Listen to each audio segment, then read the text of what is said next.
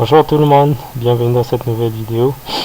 Alors, on est toujours en matière de construction et on va essayer de continuer la série de correction de nos exercices. Donc, on arrive sur l'exercice 3. Donc, on nous dit une analyse granulométrique de 3 sables a donné les résultats suivants. Donc, les résultats sont dans le tableau. Nous avons le diamètre des tamis. De nos tamis, on a le 0,8, 0,08, 0,16 et ainsi de suite. On a le pourcentage des tamisas, les tamisas en pourcentage. Donc les tamisas, ce sont des passants, ceux qui sont passés à travers les mailles de nos tamis. Donc c'est pour le sable 1, sable 2, sable 3. Donc la première question nous demande de définir le module de finesse d'un granulat. Deuxième question, de calculer les modules de finesse des 3 sables et interpréter les résultats. Donc on nous dit quel est le sable qui convient le mieux pour la fabrication du béton. Et on nous dit de justifier notre réponse. Donc on vient tout simplement sur la feuille de correction, comme d'habitude. Alors, donc exercice 3, on a repris le tableau sur le truc. Donc la première question, la définition du module de finesse. Donc le module de finesse permet d'apprécier la qualité des éléments ou d'éléments fins dans un granulat. Le module de finesse c'est d'un granulat est égal à 1 par 100, donc 1 divisé par 100 de la somme des refus cumulés exprimés en pourcentage, donc les refus cumulés en pourcentage des granulats sur une série de tamis spécifiés. Donc les tamis spécifiés sont, donc c'est 0,16, on a 0,315, 0,63, 1,25, 2,5 et 5, 10, 20, 40 et 80 mm. Donc il faut retenir que plus le grain est fin, plus le module de finesse est petit. Plus le grain est gros, plus le module de finesse est grand. D'accord? Alors, donc pour la question B, on nous demande de calculer le module de finesse. Donc on va faire ce qu'on vient de faire tout à l'heure. Alors, je vais vous expliquer pourquoi est-ce qu'on a fait 100 moins et ainsi de suite. Alors, donc si on revient sur notre exercice, on nous a déjà donné le pourcentage des tamisas ou des passants en pourcentage. Donc exemple pour le tamis 0,08, on nous dit qu'il y a eu 0 passant, donc il y a 100% des refus. Donc il y a 100% qui s'il y a 0 pourcentage des grains qui sont passés à travers les mailles du tamis, donc ça signifie que ce sont des 100% qui sont restés, donc les refus. D'accord? Or, pour calculer le module de finesse, on n'utilise pas les tamisas, mais on utilise les refus cumulés. Donc, ce sont des refus cumulés en pourcentage. Donc, afin de trouver directement la valeur des refus cumulés en pourcentage, donc on utilise les volumes des passants, donc des tamisas. Donc, on fait 100 parce qu'on a 100% de l'échantillon, moins le pourcentage de ceux qui sont passés. Donc, on trouve automatiquement le pourcentage des refus cumulés. D'accord?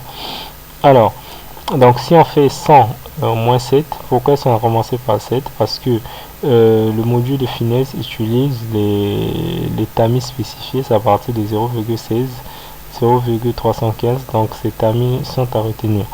Donc exemple pour le premier sable, pour le sable 1. Donc pour le sable 1, on a combien? On a 7, donc on a 7% des grains qui sont passés. Donc pour trouver les refus cumulés, c'est aussi simple que ça. On fait 100% moins les 7% qui sont passés, donc on trouve les refus cumulés, ceux qui sont restés cumulés. Donc ainsi de suite, on fait 100 moins 21 des passants, des tamisas, on trouve les refus cumulés pour cette maille là et ainsi de suite jusqu'à la fin divisé par 100. On trouve le premier module de finesse, c'est 2,51. Pour le sable 2, c'est la même chose. Alors, donc, on a 100 moins le pourcentage des passants ou des tamisas sur le tamis de 0,16. Donc, le tamis de 0,16, c'est là. Donc, c'est 33. Donc, on va faire 100 moins 33. D'accord? Alors, donc, normalement, c'est 100 moins 33. Et ici, c'est une petite erreur. Normalement, c'est pas 2, c'est 33. C'est 100 moins 33. D'accord? Alors, donc on va revenir pour bien voir, oui, c'est 33. Donc c'est 100 moins 33, puis suivi de 100 moins 50, moins 75. Alors, c'est ça, 52 moins 75. Donc ici, c'est une petite erreur lorsque j'écrivais. C'est 100 moins 33. Donc on trouve le module de finesse 2 égale à 100. Donc vous pouvez tout refaire pour calculer, vous allez trouver la même réponse. On trouve 1,52 pour le module de finesse 2 et ainsi de suite pour le module de finesse 3. C'est pour le sable 3, c'est pareil. D'accord?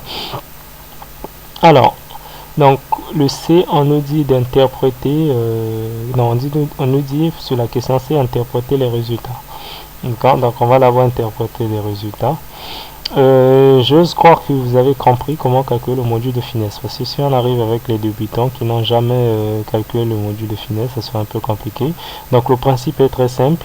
Donc sur 100% d'échantillons, on a les passants, ceux qui vont passer à travers des mailles, ce sont des tamisas, et on aura des refus, donc ceux qui ne vont pas passer à travers des mailles. Donc la somme entre les tamisas et les refus, ça nous donne 100%.